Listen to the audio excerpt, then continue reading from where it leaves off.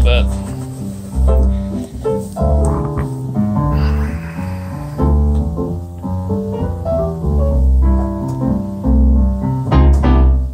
Complete control, Mr. Grace. Are you enjoying complete? Is that a yes? It's overwhelming. I love the menus. Because you can sort by types. It's got all those tags and everything. Mm-hmm.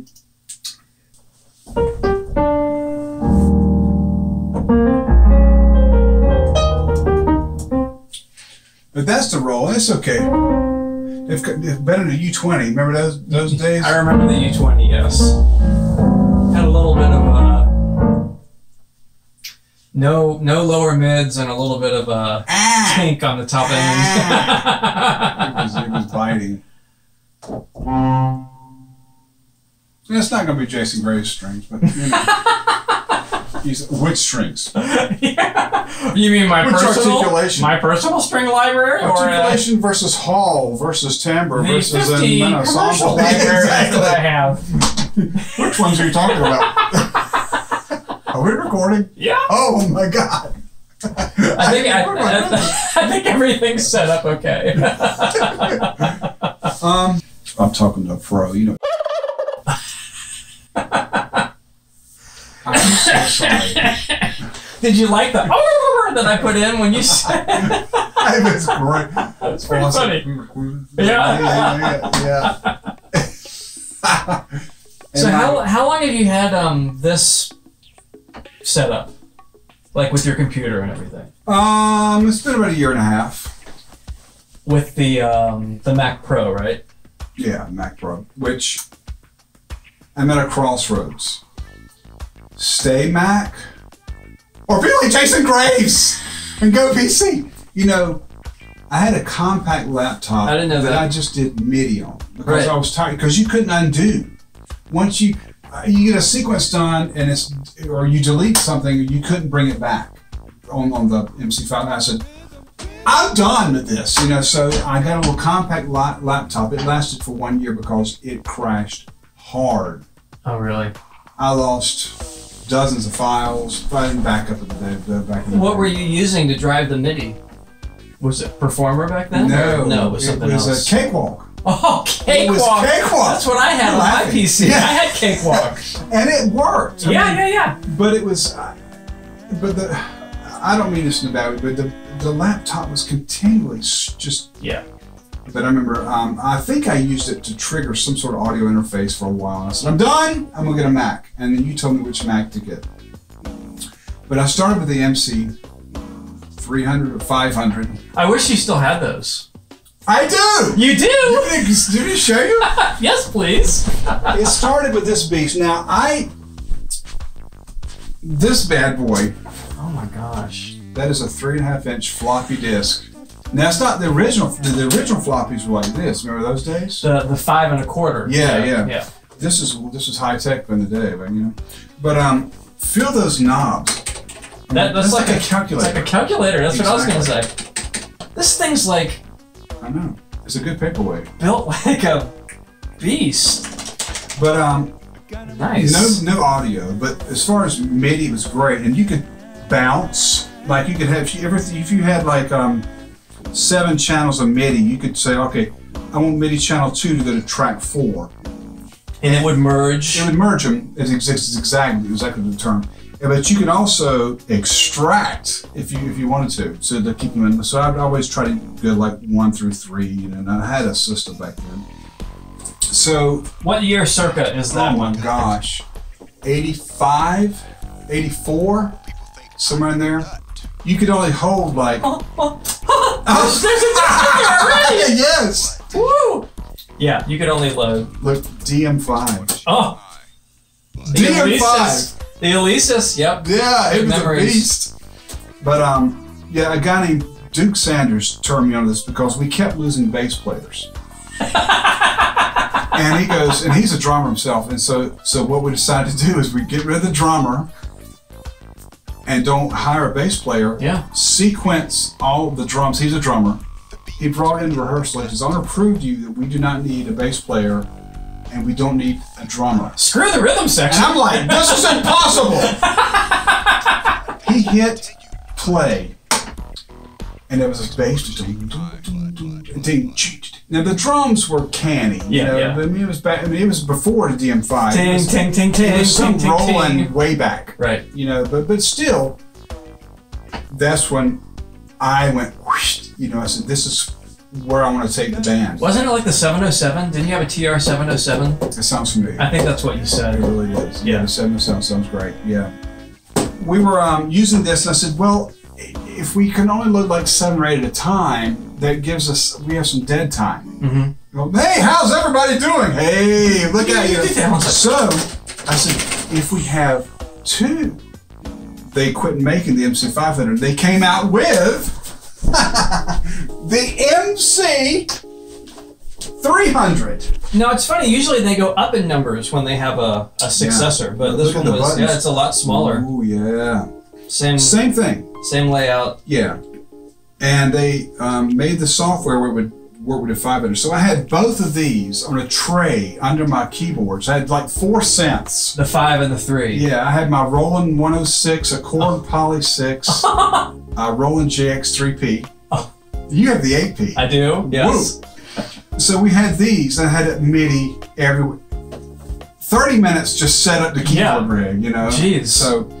So I had both of these going. Then after this, we went to the Alesis data disc. Oh yeah. After the Alesis data disc came CDs. Audio CDs? Oh yeah. I remember one gig.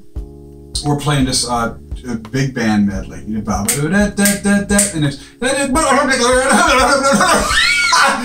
it went down. So after that, I had to start burning them at like 1x. Oh no, 1x! I'll wait in real time. Oh man. And then after that, let's see. Oh, I went to the iPod. Right. Then the iPhone. And now I'm doing a MacBook Pro or something like that. I forgot. Because once you went to CD, it was just a matter of, instead of using something to drive MIDI, you just used audio files. Yeah. And you were able to upgrade sometimes. You would upgrade. I did everything in the sounds. studio. Yeah, other times you'd still have your original U20 piano on there. U20. And Tier. I should have never sold those. But I do everything in the studio, and basically it's like me having like 6 of my closest friends, you included. Right. So I sit there with my Roland Juno G, and I'm comping chords. That's your live keyboard. And I sing, but when I hit play on the laptop, you're sometimes playing kit and guitar. Right. And I've got I've got the Philharmonic playing behind me. So I like to mix it up. If I'm going to do jazz, it's jazz instruments. I write for the instruments. And if I'm going to do something funky, I'm bringing a clav. If I'm going to do something like a swing or like a big band, I'm pulling out the whole big band, a big band kit, which Jason plays a lot of my stuff. I'm cheating big time. So, I don't see any difference between that or like what 21 Pilots do. They're 2 guys. Mm-hmm. Yeah, the one guy plays like all the guitars and keyboards and bass and sings, and the other guy plays drums. But when you see them live, it's 2 guys on stage and they're playing to a track. Why aren't we doing that? But the instruments. Hey, wait a minute. We could go on tour. They wear masks sometimes. We And just like do covers of their songs. Tens of dollars. Maybe $10. 10. Plus tips. Plus tips. Yep. And what's her name? St. Vincent. Oh. She was doing, before we saw her, she was doing a solo gig. It was just her playing by herself on stage, but she had a track that she was playing to. If I'm at a restaurant or a function or some sort of a gathering kind of event where the music is, no offense, the background, because that's, I know my place. if you're not at the concert, the music is the background, Correct. right? So Correct. I would prefer to have variety and less people. Amen. Because it's more entertaining. Because like when I do Pink Floyd, I got the B3 happening. Yep. You're playing guitar. Yep. It's great.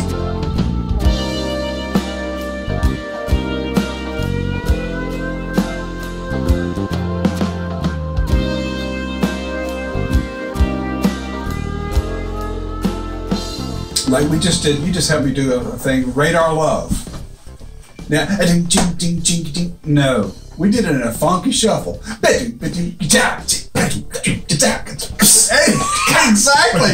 we can't help it.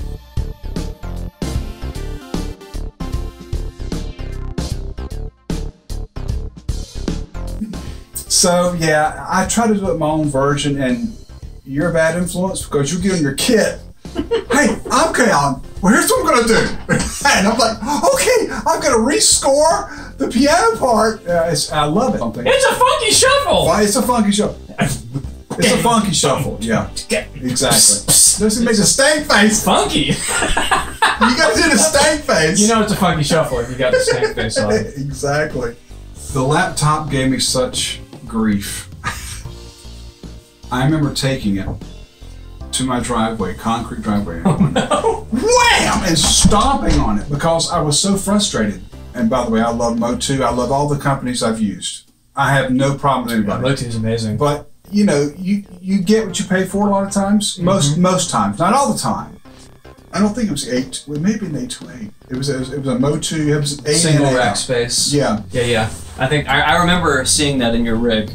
And I used that for years. Are we still on? I had 8 ins, 8 outs, which is fine. For audio, right? For audio. It went belly up. It lasted a long time. Yeah. No problems. Then I got a smaller, I forgot, 4-channel Mo2. I said, I'm not going to do anything. And then it lasted, well, I sold it as soon as you turned me on to Universal Audio. I got the Apollo Twin. We're both speechless because you know you've been through it too. When you go from one interface to another, hear how it's like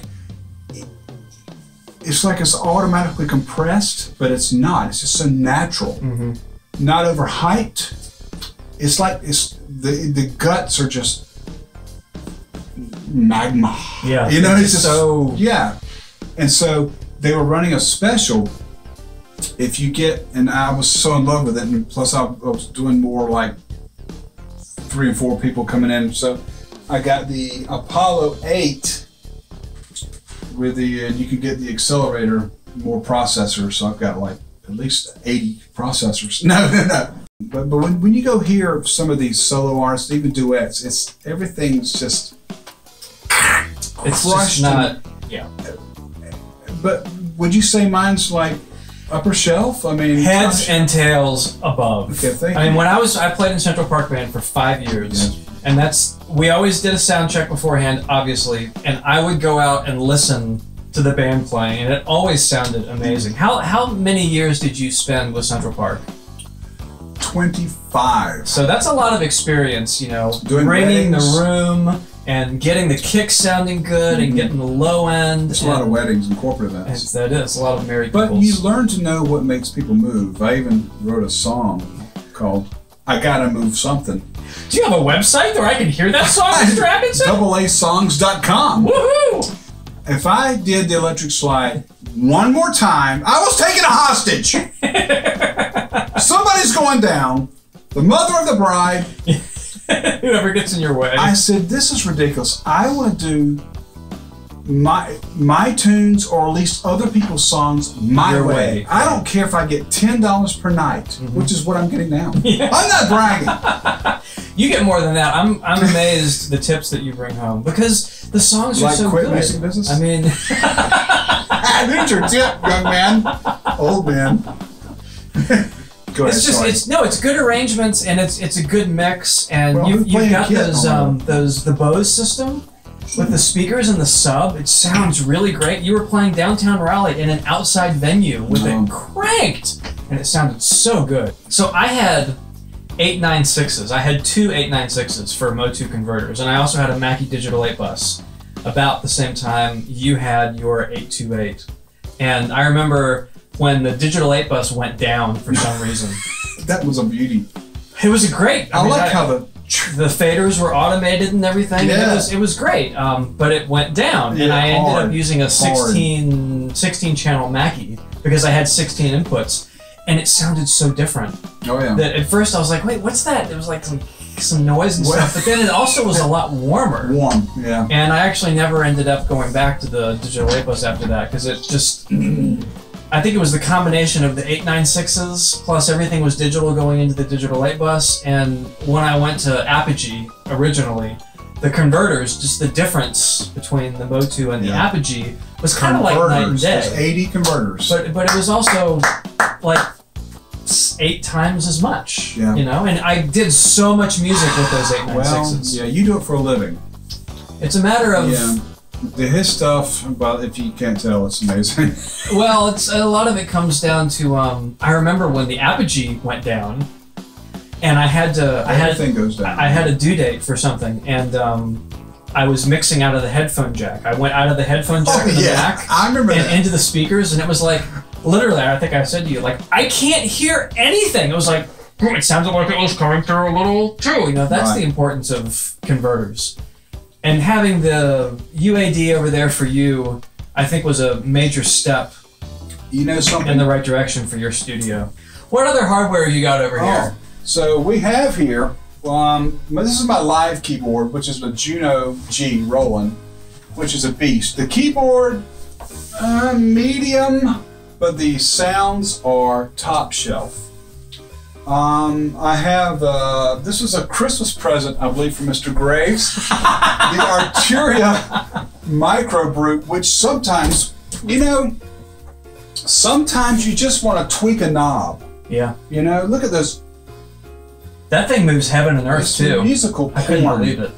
All right, so that's my Micro Brute. Thank you, Mr. Graves, for that. You're very welcome. As mentioned, the Chaos, which you run anything through it, real-time effects.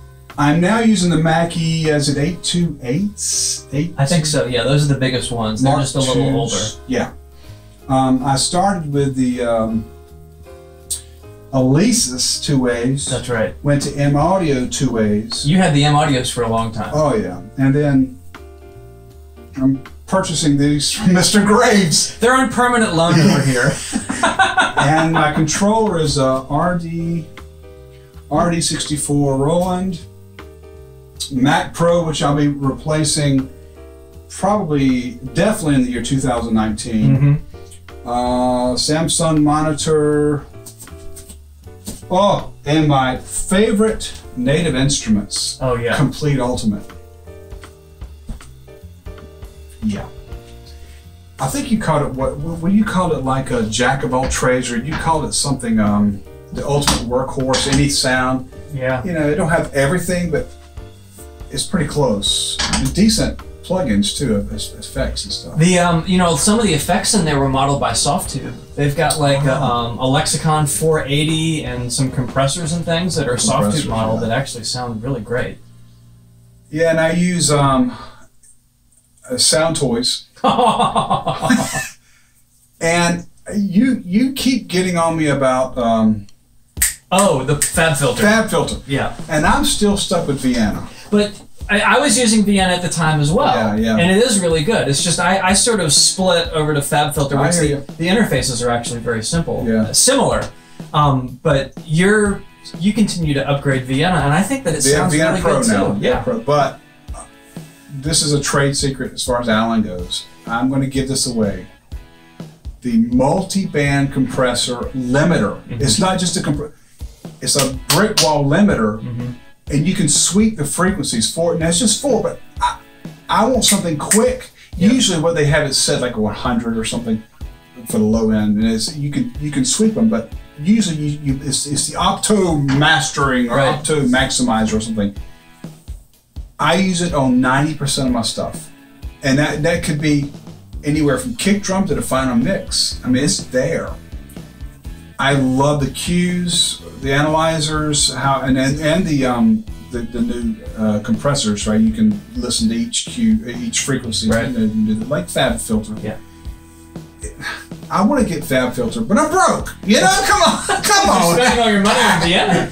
Their interface, they were around before Fab Filter came out. Yeah. And you know, I think the reason you're predisposed to Vienna is because these speakers I used the Vienna suite all the way through Dead Space 2, I think. That was before FabFilter had come out.